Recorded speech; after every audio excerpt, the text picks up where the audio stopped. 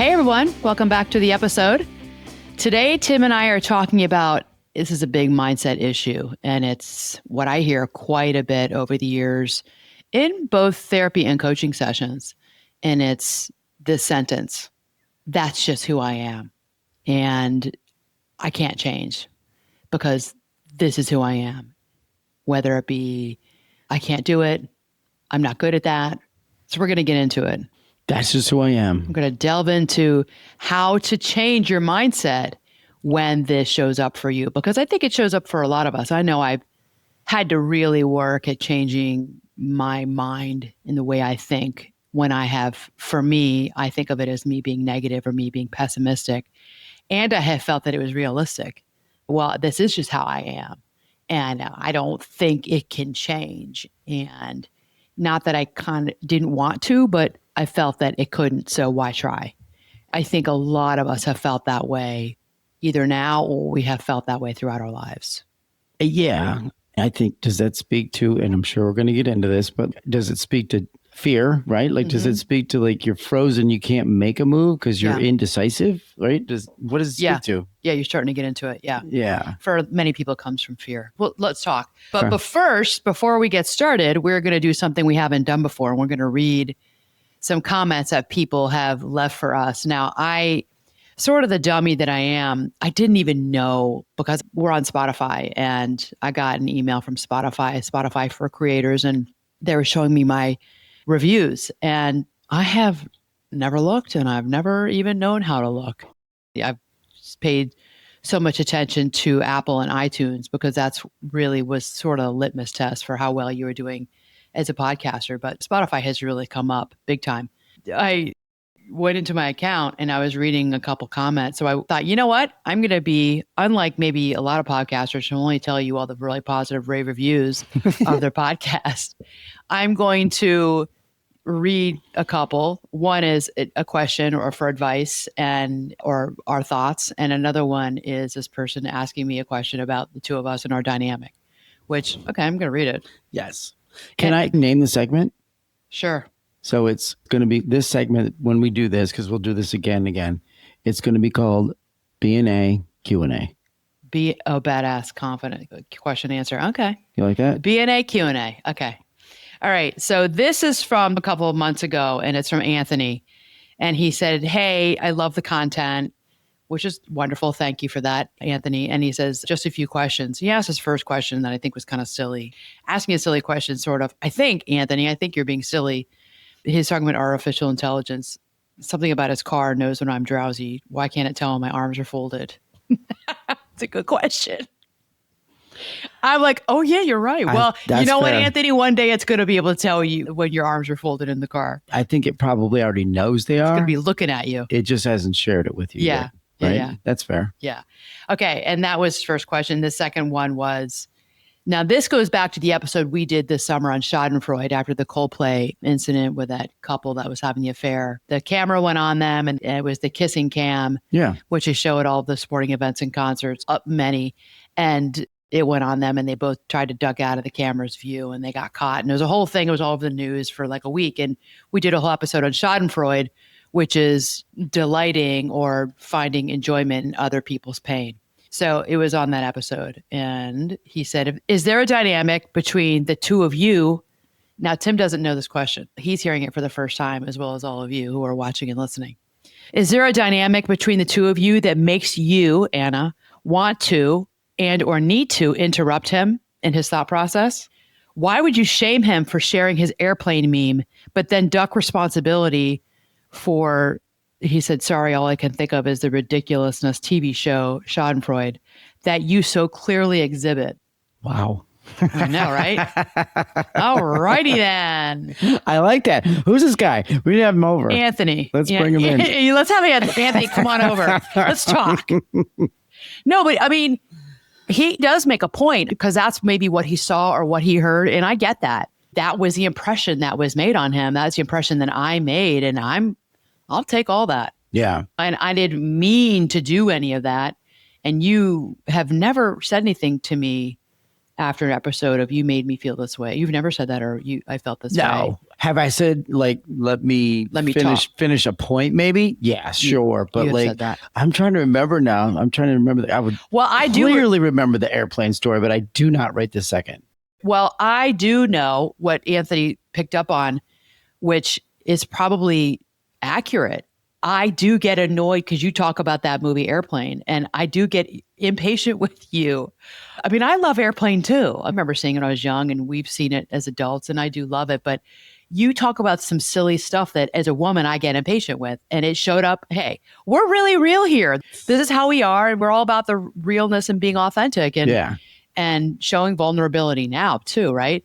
And I do get impatient. It's like all our guy friends or my brothers who love the Three Stooges. I can't stand the Three Stooges. I think it's so stupid. But I know guys love the Three Stooges. Or really lately, you loving Land of the Lost with Will Ferrell. Right. And what's his name? The other guy. And I saw it the first time. I thought it was Danny McBride.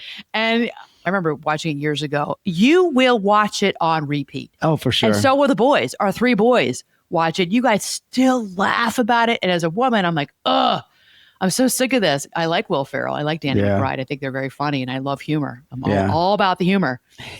But I think in that moment, in that episode, I probably was impatient with you because I wanted to hurry the episode up. Maybe we needed to wrap it up. And I probably was like, and I didn't mean to disrespect you and I didn't mean to shame you. I mean, because remember, shaming is, you feel guilty. Somebody did something that was wrong. Shaming is, no, you are wrong. You as a person are wrong.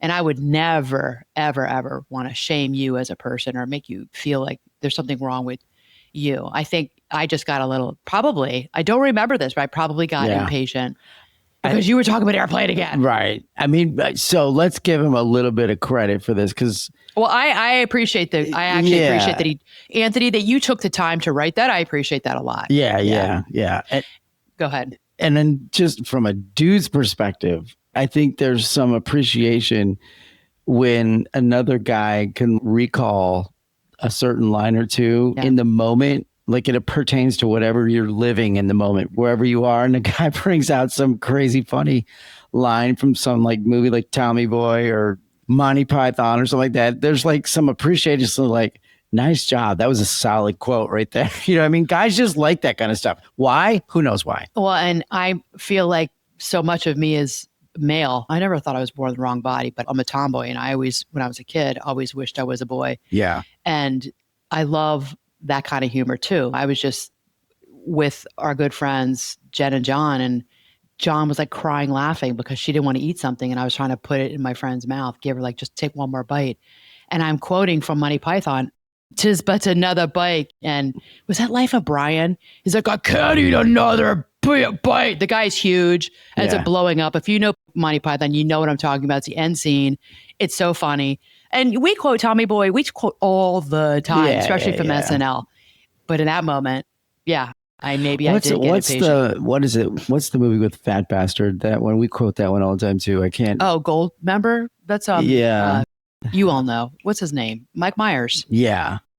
Oh, geez. Do I make you run this with the teeth? What is that? I was him for Halloween one year. That was a great costume. Yeah, totally. Let's go on. Okay. So thank you for that. And the one thing too, is that I was telling you after I read this last night, I was like, oh, that's like Austin Powers. Austin Powers. Yeah. Go ahead. When these reality TV people, they see themselves back, and I've heard them say, wow, I didn't realize how I came across when the cameras are in your home.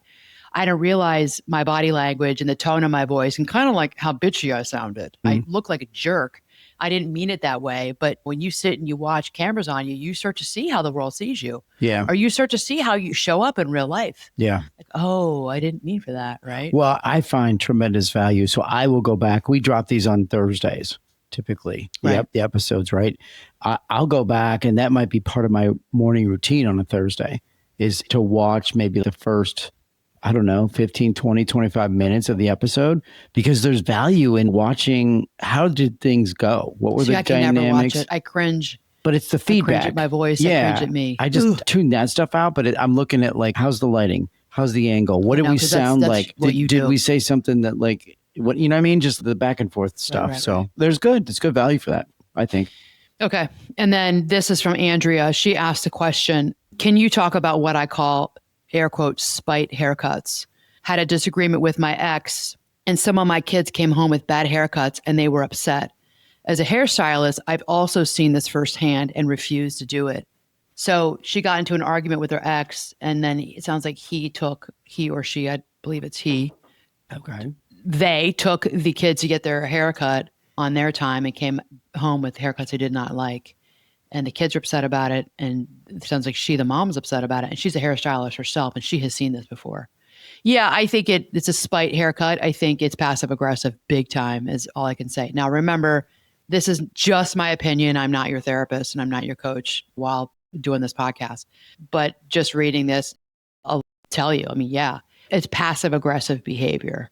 I'm still upset about something else, and I'm going to do something that I know is going to upset you. I'm going to give them crap haircuts. And unfortunately, you see this in divorces and separations and in partnerships that break up. The kids are put in the middle. This is not good. You put the kids in the middle, now the kids are upset because they have the shitty haircuts. Yeah. I always would say this. Used to say this all the time when I work with couples and couples who were splitting up or couples who were split up, or I would see the individual of a couple. Don't put your kids in the middle. Don't have them within earshot. Don't let them listen to you. Well, they can't hear me ripping on the ex in the kitchen. Bullshit. They can. They get big ears. They know what's going on. They do listen. They do hear. Don't speak about them negatively when the kids are within earshot in the same house, the same condo. Do it privately with your friends when you're at dinner or with your therapist. Don't do that. And don't do behaviors that like mom's going to be upset about that. Daddy's not going to like that. And you do it anyway because you really want to stick it to the person that you are married to or that you had children with. Yeah. I think in this case, it sounds like the stick it to 'em moment was probably just taking them to get a haircut, period. Because it sounds like mom maybe probably gives them haircuts. I mean, that's her business. Or maybe mom was the one who used to mostly gives them the haircut or takes them to get their haircut. Or does it. It sounds like or maybe mom does it. Yeah, right. That's her world, right? So the move was take them to somebody else, maybe. And then the guy's probably going forward? No, just that one time, because I'm going to get you back. Like, you're not going to cut them their hair this time. Yeah, we don't know. I'm going to take it to some random stranger. Right. I'm sure the dude didn't say, and give him a really bad haircut. I'm sure those words never came out of his mouth. That would be really weird. That's not passive aggressive. That's aggressive, right? Yeah. So that's a big, bold move.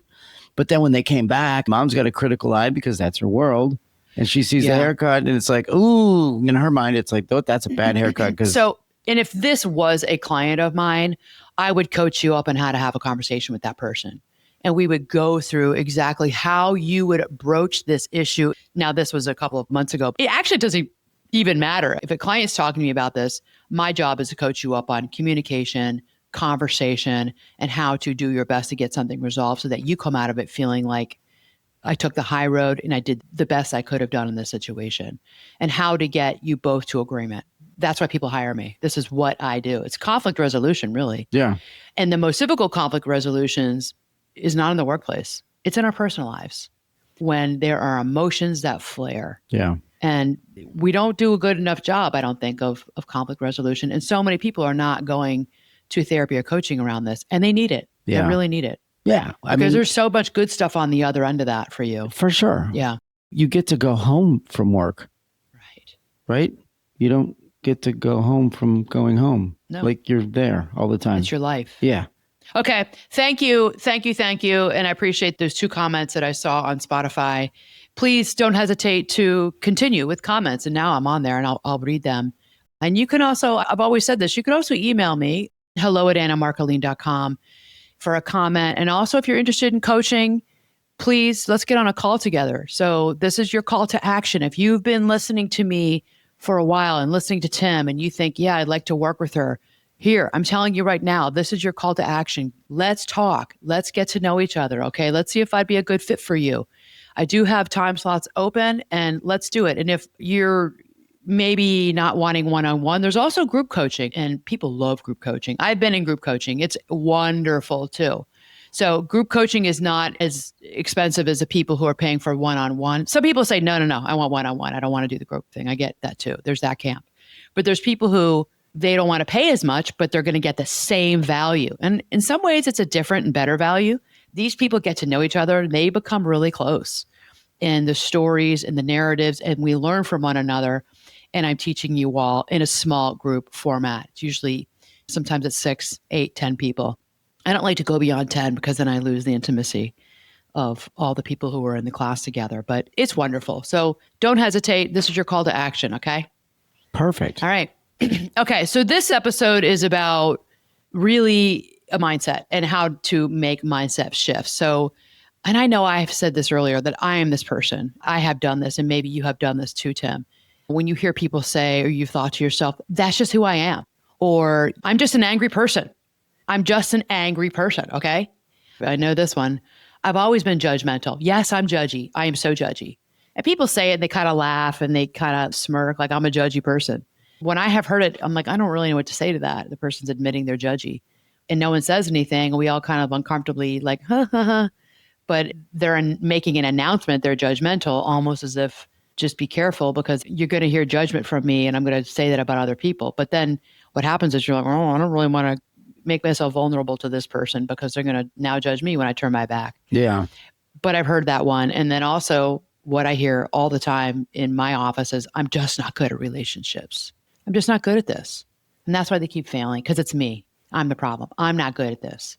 So be careful, because these are all, first of all, it's bullshit. This mindset, which is a fixed mindset, it's BS for you. You are good at relationships. You can work on not being judgy. You can work on changing who you are. You can change all of this. And I think it's comforting for people to say it to themselves, because in a way, it's like they're giving themselves permission to stop trying. Yeah, I was going to say, maybe some people just like that. They like it. They like that spot, that space. It's the fixed mindset. It's the equivalent of throwing up your hands and going, oh, well, yeah, this is just me, right? Can I give you an example? Sure. So, I mean, I've probably coached 1,000 people, maybe more. And you will sometimes run across the person that says, that is my fast. Like I say, swim faster. They're like, that is my fast. Yeah. Right. Yeah. And I think they've settled into the fact that that's their fast. They don't think that they can swim any faster, and they don't want to put in the effort to see if they can. And they're good with it. They don't want to try harder. Right. Because it feels so big for them. Right. And difficult. And they let that define them. Yes. Right. Yeah. You see it all the time. I've seen it when I was in your triathlon group years ago. I saw it with people in there who are like, I just don't run any quicker than this. Or I can't run. I can't do what you're asking of us to do or me to do today, Tim. So I'm only going to do half of it. I mean, we saw it all the time. Yeah. People got out of the pool early or just would walk because they just were like, I can't do like I can't run those 2-mile sprints or whatever. There was intervals, but it was a 2-mile run. You were doing intervals. Like, I can't do that. So I'm not going to. Yeah. It's a fixed mindset. Even I'm just thinking, okay. The caveat that if you're hurt or something. That's different. But even at work, like the way somebody presents and they know that they come across abrasive, let's say, but they're good with that because that's how they present, and everybody knows it. And it's easy for me to just be that instead of working on it. I think it's learned behavior. I think it's how we've learned to be, not who we are. And maybe individuals settle into, I've learned this, I've created an identity around this, and I'm good with it. Yeah. Right. Well, is it maybe for them, it's easier just to stay there than to try and change it or fix it or work on it? Yeah, because our habits and our personality traits, our defenses, we adapt to them. They have become adaptive for us. And so we just adapt like, okay, well, this is, the habits and defenses at one time in their past were useful. They were useful. There was a reason why it happened. There's a reason why they said what they said to themselves. But over time, what happens is if you stop working on evolving, you will stop. And then now you're stuck. Yeah. Is it entropy? Is that the term we used to use in graduate school? Entropy, like it just comes to a dead end and not continuing to try to work on oneself, to change, to grow, to stretch. Yeah. Because it's hard. Yeah. And it's hard. Stretching doesn't feel great. It doesn't. Great example. I mean, yesterday, I didn't want to work out. I was complaining to you. I was complaining to my daughter about, I'm so sick of lifting weights. I'm so sick of this. I'm doing the same thing for so many years now. 4 days a week of strength training and blah, blah, blah, blah, blah, lift running. And I injured myself in May doing running sprints and was in physical therapy for 3 months and just now getting back into jogging/running, but still not running sprints. And I ran 4 miles with my sister over the weekend. It's the first time I could run. First time since May, I've ran 4 miles without walking. That's a big deal. Yeah. For me. Yesterday, I didn't work out because I didn't feel like it, but then I ate a crap ton of Reese's peanut butter cups because it's Halloween. And every year I do this, I just go whole hog. I'm like, have one, have two. Usually I stay away from them. Can you do us a favor and just define crap ton? Well, I have them in a candy jar in the front foyer. So I had one, then I had two. I'm like, oh, screw it. It's a little bowl. It's a little cute little pumpkin ceramic bowl. I'm like, I'm going to finish the bowl. So there are like 5 left, 5 in there. And then I'm like, but I have to, how many of you feel this way? Please tell me. I'm not the only one. I know I'm not. I'm like, oh, the bowl's empty. And the kids are coming in the house. I have another bag. So I went to the kitchen, the pantry. Let me just fill it back up. I opened it up and filled it back up. And I ate about 5 more until I felt sick. I binged. I think I ate about 10. And then you come home and I'm like, I ate a bunch and I told you or something. I was full. I felt like crap. I was mad at myself and I had not worked out. Here comes like my guilt. It was surprising. This is what happens. Whatever. I'm pretty disciplined, but hey. There's no judgment. Exactly. Yeah. You know, and I'm just like everybody else. That's what I'm saying. Like all the working out I do, all the things I've done in my business, that's discipline, people. I don't want to do like 80% of it. I don't want to do most of it. It's just discipline that kicks in because it's ingrained in me. And I know that I tell myself, Anna, you go to bed tonight. How are you going to feel? And that bugs me. So I don't want to sit with that. So it bugs me that I tell myself that. So I ate all these Reese's peanut butter cups and the recycling was out. You go, how many wrappers are in that trash can? Brat. Well, so then you made me think about how many I ate. Right. Like 10. Well, like, you go, okay, go ahead. No, I was just going to say, like, let me define crap ton. Because when I walk over to the paper bag, which is our recycling, and it's orange, right? The top layer is all orange from wrappers. I'm like, Reese's peanut butter cups. They're the best. Nice. I'm going to define it as at least 15 or more. You have to. Yeah, maybe it was 15. Yeah. I don't know. All I know at that point, who cares? Yeah. And that's what I was thinking to myself. Who cares? I'm going to eat until I'm full and I'm satiated because I love Reese's peanut butter cups. Good for you. I never let myself have them. And I'm going to eat as much as I want. I love it. Less for me to eat. So, well, no, I just have to buy more now.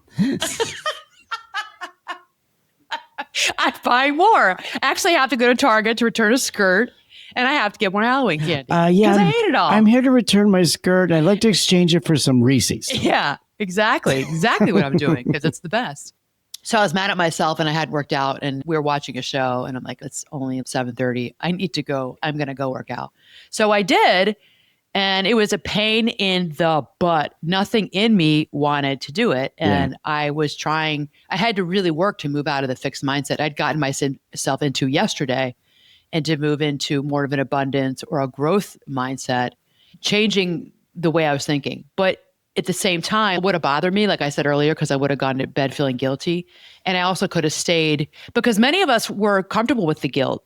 We're comfortable with, I feel guilty, but I won't feel the way tomorrow morning. And I ate all those, whatever it is, Reese's in my case, and F it. I don't really care. I'm just going to continue. And then I had a big bowl of chili after that. So that wasn't the only thing I ate. Then I had my chili and I had a bunch of other food. I was really full. But that's me not wanting to change and wanting to stay in the funk that I had gotten myself into and getting out last night and going for a run and trying to pick up my pace, which I haven't done since forever, like I just mentioned. That did feel good. And at the end, it was like, okay, you changed up a really kind of a downward spiral you've gotten into overeating on the candy and is able to change it up. And I did feel better going to bed last night. Like, okay, good. And it ended up being a hard workout, which is great, which I tell my clients all the time. Listen, you're going to end up feeling really good. And I always say, and I'll say this to all of you, if after 10 minutes you want to stop, you get to stop. Okay. Give yourself that permission. You get to stop. And I've done this for years, but you need to go for 10 minutes. And I'm telling you, 90% of people don't stop. They're like, I'm here. I'm just going to do it. It was dark. It was outside. I was running in the street. I love running in the street. It's the neighborhood street, so I can run in the road. You can see cars coming with their lights. and I enjoy it. There's something soothing about it. I ended up working out for like an hour, almost an hour. Right. And came in the garage and did some core stuff. It was good. Yeah. Ended up being good. But easily we can get into this fixed mindset. Yeah. And go ahead. And not everybody can relate to what you're talking about. Some people don't have that routine set up for themselves, nor do they have interest in it, like the fitness routine. But you can have like a broader sense of this in that maybe it's time to like get back into it or introduce it to yourself. Don't get stuck in the fact that it's been 6 years. Don't get stuck in the fact that it's been since last summer. Like start to kind of massage that a little bit for yourself and think about like, okay, movement, right? Like it's movement. Let me go for a walk and I'll go for a 2, 3, 4, 5-minute walk. That's okay. Like you're starting to get yourself going that other direction for yourself. So you're not the person who is I'm just lazy. Yeah. I've heard that a lot. Yeah, I'm just a lazy person. I'm somebody who doesn't work out, or I'm not like you, Anna. I don't do that. No. Listen, I struggle with all this too. Like I just said for yesterday, it was a hard day for me. I was just in a funk. It was pouring down rain. It was really dark gray all day. That affects me. It affects actually my mental health. Yeah. When we have these dark Chicago days, and it's starting now that we're in October here. And I have to really wrangle myself mentally out of it. So be careful. And you all who are watching and you're listening, you're probably like me. You're probably like Tim. You're not what you just said, Tim. Like, yes, I do know people who are like, I don't care about a growth mindset. I don't care about what you're saying. I have a fixed mindset and I'm good with it. Those of you who are watching and listening, that's not you. You're probably more like Tim and I, where you have days where you struggle, days where you don't want to do it, days where it's like, I don't feel like working hard, whether it be in your business, whether it be in a relationship, whether it be at work. And that's okay. And this podcast is all about it's okay and let's improve. It's okay and let's go further with your personal development. Yeah.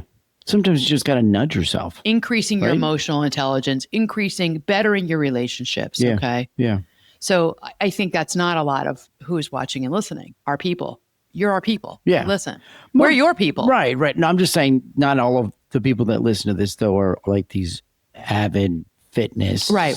Like, and that's okay too. And transfer it to whatever it is in your life. Yeah. So we're fitness athletes. That's okay. This is not about that. Yeah. Just transfer it to what is it in your life that you're into? What is it in your life that you're struggling with? Sure. We use a lot of fitness metaphors. Change it for what it is in your life. Make it work for you. Right, okay. Right. This is a growth versus fixed mindset, which I just said. That comes from Carol Dweck's book. A fixed mindset, we know it's like we believe who we are. This is who we are, period. End of story. You're either smart or you're not. You're confident or you're not. You're kind or you're not. And I've heard that a lot, where I've heard people over the years who've been like, I just hate people. I'm not a nice person. I've heard that. I've had two people in particular, an old person we used to be friendly with many, many years ago. His husband used to say, I just don't like people. And I thought, you don't not like people. You struggle with your personality because he's an introvert. He was an introvert and he struggled with social scenarios. So he would say, I just don't like people. I had a coworker who was like this many years ago too, who was like, I just don't like people. I'm like, well, then why are you in the profession that you're in? Why are you in counseling? Those things don't line up. Why are you? Well, you'd be surprised, right? No, I would not be surprised. Right. I've seen some people try and work in a customer service role, right? And are mismatched. Well, she went to grad school. I mean, this was what she did, and I saw her. She could really turn it on for the clients, but man, with her coworkers and colleagues, she was really nasty to us. Yeah. And she'd say, I just don't like people. We're like, oh, okay. Yeah. So that's a fixed mindset. So the growth mindset, on the other hand, we say to ourselves, I can evolve through this effort, through making effort, through feedback from others, and through learning, and for some people through training.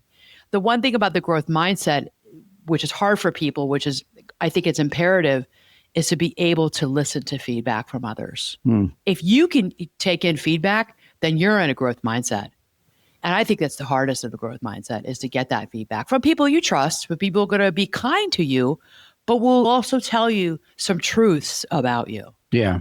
And it's probably safe to say you're going to get the feedback anyway, whether it's around the back side of the house or it comes in through the front door. In a review or something. Yeah. You'll get the feedback non-verbally as somebody who blows you off and doesn't want to be your friend anymore. Yes. You'll get it in a negative performance review. You'll get it when you're not asked to come back to something or to speak. You get it when you're not asked to go to the neighbors for Thanksgiving open house. You can think of it, all of you, of examples where, so there's your nonverbal feedback. That's the feedback, right? And I think every human is going to get feedback. So, I mean, maybe the workshop is like how to handle and receive feedback. Yeah. I mean, what a wonderful skill to try and develop for yourself. No? And I get nervous when I hear feedback because I know some truth is coming my way.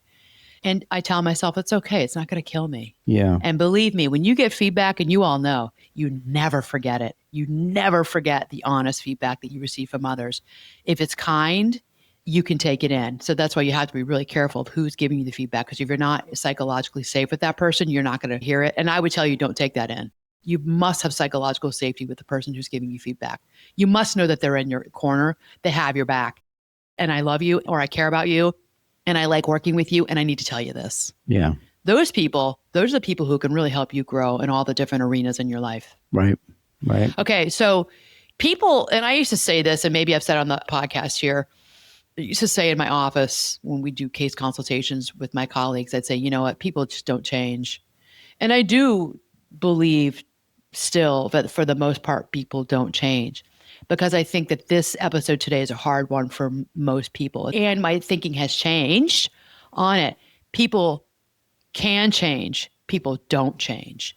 And people don't change because they say, I can't change. Yeah. And I think that it's not until they're finally done suffering because things are just not turning out in their lives that they're willing and they're open to looking at their life or a situation through a different lens. And what happens, what I've seen is that people stop defending their pain through the lens of it's just my personality. They put that down. They put that armor down. I'm just judgmental. They stop saying that. I'm pissed off all the time. It's just me. I'm an angry person. When they put that down, then they can start to really look at themselves. And I think we've all done it before. Like I said, we have said, I'm bad at relationships. I'm just bad at it. I'm too busy to take care of myself. I can't do self-care. I'm too busy. Anna, you know that. Look at all the things that are happening in my life, right? Yeah. Or, I've gotten this, and these are people who come to me for confidence coaching. I've never been confident. Is that really true? That you've never been confident? 100% of people, when we go through their past and I ask them the questions I ask them about confidence, they do see that, oh, okay, maybe that's not completely true, that I've never been confident. I have been confident at times in my life. It may have been for people a long time ago, many, many, many, many years ago. They've had confidence. Yeah. So we're bringing that back, and we're getting that back for you. I've heard you say this before. Don't use ever and never, right? Well, absolute and never. Sorry, you just said it. Never and always we consider absolute statements. Yeah. Right. Yeah. So you're working with that person and they make that statement. I never fill in the blank. What do you hope to get them to say instead? It's not a stop and go light where it's going to be like it's this or this. There's got to be a moment of yellow where it's like, okay, we're working to this, but so what do you have them say instead? Right. So you just said, we said it here in the podcast. You asked me, what do you, Anna, hope? So hope is not a strategy. You and I say that it's not a strategy. So I get their backstory. I need to understand them and why they're saying I've never been confident. And in that backstory, I can see the signs. I can see what it is that they can't often see. Because remember, we are subjective about our lives. We don't even know to get out of our own way. But when you hire me and you work with me, I am the third person objective in your life now. And I'm sitting there walking beside you, figuratively speaking, in your life. And I'm looking at your life, I'm listening, and I'm seeing it from a different angle. Sure. And so you're giving me history, you're telling me stories, I'm getting your narrative, but I'm pulling out, no. What was that right there? And then what was that right there? And what about that? Did you ever think about that? Oh, and I asking these questions, they're like, oh, that's a really good question. Okay, think about that. Sometimes they can answer right away. Many times they're rhetorical questions, and that can be part of their homework that they're working on until we meet again next week.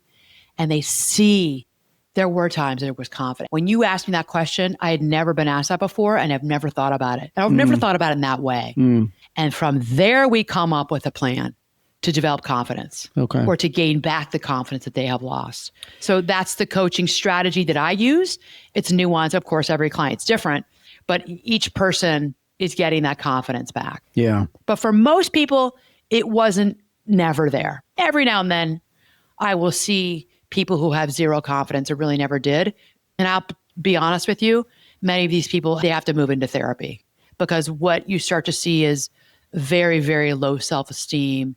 And underneath that is shame. And not always, I'm speaking in generalities, of course, shame. And often there's trauma there. So that's got to get worked on. Time needs to be spent doing the trauma work and raising self-esteem. And then they can move back into the coaching piece. Okay. So it's not like there have never been moments of, let's call it success. Give us an example. Like, I'm bad at relationships. You have not been bad at relationships always, right? Okay. You've had flashes of good, and you are trying to help them see the flashes, which they overlook. They see all the bad times. In their opinion, it's like 100% to zero. And the reality is maybe it's 90-10, but you're trying to help them to see the 10, right? Yes. Yeah. Okay. Yeah. Got it. Okay. And I have lots and lots of examples I could give you, but you just said it really right. Because I think that we go through periods in our lives where we, air quote, lose our confidence. Yeah. And it depends on what's going on for that person, the situation. And I remind people, you didn't get where you are today because you had no confidence. Yeah. You got where you are because you had confidence. Almost 90%. Yeah. But we're in something in this moment in our lives where we're like, geez, I have no confidence. Maybe we're leveling up in life. Maybe we've got a promotion. You worked your butt off. You had confidence. You got there. And now you're here and you're like, I have no idea what I'm doing. I am not confident because I don't know what I'm doing. I'm back on a learning curve. Yeah. I'm not used to being here. I was here when I was 25, but now I'm 45 and oh my gosh, I don't know what to do. Yeah. Or I just went through a terrible divorce and I'm back out in the dating world again and I'm not confident. When I was 25, I'll use that again. I was in my 28. I had a much cuter, younger, hotter body. I was fitter then. And I have gray hairs now. And I have a little bit of a belly. I'm not confident. I'm not confident in my body and the way I look, the way I'm presenting myself to the world. I felt that way when I was 28 because I was 28. Right. But now I'm 45. Now I'm 55. It's and I'm time, getting back. right? Yes. It's just time. Time wins so let's all the time. get your confidence back. Yeah. This reminds me, we talked about this several weeks ago, the analogy of looking in the rear view mirror for a second and then look back, but don't stare. Yeah. But in this case, it's opposite of that. In this case, you're trying to get them to take a quick peek back at certain things. Like that mirror is not like showing them this wide of a view. It's a very narrow mirror. But that's why we say look back. You can look back, but you can't stare in that mirror. Stare at your past. Stare at. But in this case, you're trying to get them to stare for a second because you're having them look at something really good. Like that was a moment of success for you right there. Let's look at that for a second. Keep an eye on the road. We're going to grab it. We're going bringing it up to the present. Yes. Right. Yeah. So you always had it in you. Yes. You just forgot. Yes. And I'm reminding you. There you go. That you're a badass. There you go. This is what I do all the time. Like I tell people, you're a badass. You just forgot your badassery. Like you are. Yeah. Like, I don't know. I wouldn't say it about me, Anna. Like, no, you're a badass. Right. Do you see all the things that you've done? Right. You see that trauma you lived through? How you had to raise your siblings? You dealt with an alcoholic parent? You were dumped here at this place? The things that I have heard, the fly in the wall, the honor and the privilege I have had to listen to people's stories of what they have heard, what they have seen, and what they have been through and going through a tough time right now. And like, well, yeah, it was survival. It's also confidence that got you to where you are today. So now there's a dip. Okay, we all have dips. Sure. I've hit many, many dips in my life. And it actually has been the coaches who brought me out, who we remind you, and therapists too, we remind you of your specialness, your uniqueness, and pretty much how great you are. Because we need to hear it. I think oftentimes we don't hear it. Our spouses, we're all busy, caught up. We've got the mental load going on. And how often we hear people in our lives who know us, friends and family, say, you are pretty special. You're pretty great. I love it when you did that. And I love that about you. And when you said that, we need to hear that. We don't hear it enough. Yeah, that's true. That's very true. Right? Yep. Like, good job back there. I watched what you did. That was pretty good. Yeah. Recognizing, acknowledging. But externally recognizing, like say it, show it in some, building in some each other fashion. up. Totally. Yeah. Okay. It's good advice. All right. So I'm going to move it quickly into here are your power moves. Okay. So here's your coaching power moves. I want you to challenge your story that you're telling yourself. I want you to challenge the narrative. All right. This is really important. Start here. Who taught you this story about yourself? When you say, I'm just angry all the time, or I've just never been confident. Okay. Who taught you the story? That's the looking back. Was it a parent? Did somebody tell you that you were too sensitive? Is that why you are smashing down, tamping down your creative side? Because somebody told you that you were too sensitive? You know, the teacher who told you that you talk too much? I'm raising my hand. That was me all 12 years, first 12 years of school. Anna, you talk too much. It was Catholic schools. I got a terrible grade because they always had to grade our behavior. And I always got in trouble. You got an incomplete? I got an incomplete or a U, unsatisfactory. A U was like an F. I got U's all the time. You got a K. Keep trying. I talked all the time. Actually, I would talk, and then the teachers would move me around the room to get me away from the other talkative kids, and I'd get the quiet kids talking. What a skill. And they'd get in trouble. I would get the introverted kids, the quiet kids, the studious kids. I get them talking to me and laughing. And the teachers they just hated me. I was hated for 12 years. Did you hear what you just said? What? You got the quiet kids talking. What year was this? Really, 80? 12 years through high school. Okay, so I started to grow up in college. I didn't do that as much. And what do you do for a living now? I talk. No, you try and get the quiet kids to talk. Yeah, I do. So there you go. Okay. Wow. Okay. So the teacher who told you talk too much. Well, there you go. I turned it around. That ended up being, it was a negative because I was disruptive. And I took that disruptive behavior and I turned it into a positive because it's my profession now. And I have a heart for people. I have a heart for people's lives. I have a heart for people's stories. All right. So I want you also to challenge a story, especially because the story that you've been told about yourself, the partner, the spouse, the mother, the teacher, the frenemy, the person who told you you're too much, or just anybody who made you feel small in your life. I want you to challenge those stories, okay? Because that's usually about someone else's judgment of you, all right? Mm-hmm. Next, I want you to stop using your personality as a shield. Big one here, okay? Growth requires discomfort. So the people who change their lives, they're not the ones who have it all figured out. They're the ones who are staying curious. So it's always about curiosity, okay? Instead of saying to yourself, that's just who I am. Try, okay, that's who I've been, but I'm learning something new. That is who I've been. I have been an angry person, and I'm going to do something. I'm going to try something new. I'm going to get help with it, and I'm going to do something new. Game changing for people. Yeah. Game changing. Yeah. Okay. That's a reframe. It cracks a door open for transformation. All right. So I just gave you your reframe. So I want you to stop using your personality as a shield to not grow, because I think deep down inside people want to grow and evolve and change. They just don't know how to do it. And they hide behind that personality. Number 3, behavior before belief. Anybody who's in coaching, any of the podcasters who are talking about mindset change, everyone's talking about this. You don't need to feel ready to change. And this is the one time as a therapist, I'm not concerned about how you feel. I don't care about how you feel. I want you to act. I want you to act as if. Do it differently. Act as if, okay? Fake it till you make it, everybody. Fake it till you make it. Yeah. All right? You don't have to feel good. Last night, you think I felt like going for a run? I felt like eating all the Reese's, and I did. But then I didn't feel like going for a run. And I made myself do it. I got out there and I behaved differently. Yeah. All right? Behavior leads belief. All right? It's not the other way around.